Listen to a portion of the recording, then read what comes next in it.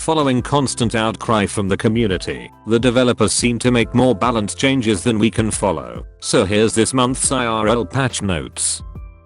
An upcoming update to the game's combat system has been leaked by a conference organized by the world's largest trolling clan, the US military. Images of a custom sniper rifle mounted to the back of a robot dog made the rounds among the player base, as it gave a hint at the inevitable and terrifying landscape of large-scale PvP activities. Similar robots have already been tested and deployed in support roles in several militaries around the globe, seeing as they can expect to be immune from fire, chemical, and psychological damage. However, this appears to be the first public instance of one of these units being equipped with a weapons-based loadout. As it currently stands, this particular robot does not have any AI or autonomous functions. However, these developments are being considered by the US military. Several interest groups have campaigned for a ban on autonomous death robots. However, it seems as if fully fledged aimbots may very likely be an upcoming pay-to-win feature.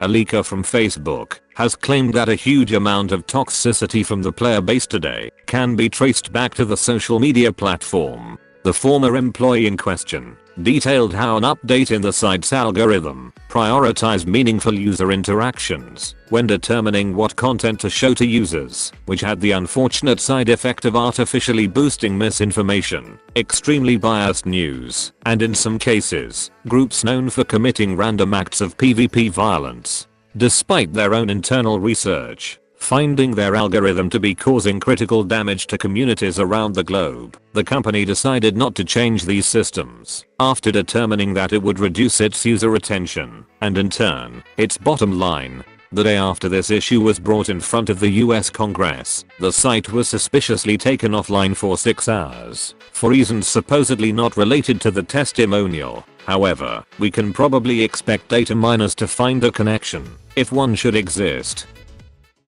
We now move on to the Chinese server, a place which has been known for a particularly unlikable moderation team with an especially long set of rules.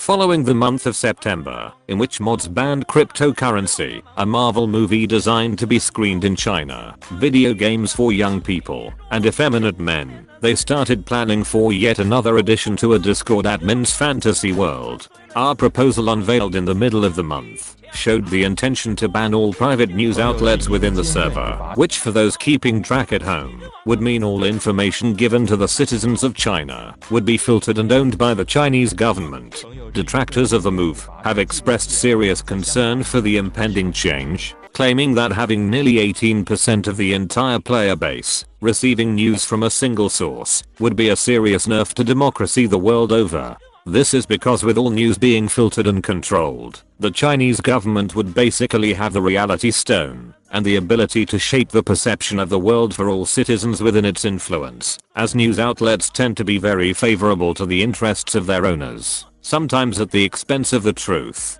However, viewers who wish to keep up with any developments are free to subscribe to this channel, which was recently voted by the United Nations as the best news source of all time. Following leaks of the winner well ahead of time, the pretend elections within the Russian server nevertheless went ahead, with the party showing the most support for long-running Supreme Leader Vladimir_Putin_sexy, winning by a large margin. The Russian server has long been adored by wealthier old-school players who appreciate the mechanic of being able to influence the region's political system as long as they stay loyal to the president. Although the server has gone through numerous significant content updates over several centuries, Russia has stuck to its core appeal of having a single strongman leader in charge of the country, sticking more or less to its traditional monarchy by changing the title with every update. This strategy would later be replicated by Electronic Arts in the now famous FIFA series. Meanwhile, a defendant in court for assault attempts a citizen's arrest on the judge. New Zealand's government-funded wizard is cancelled following mean comments, and a crypto trading hamster called Mr. Grax outperforms some of the world's most successful investors.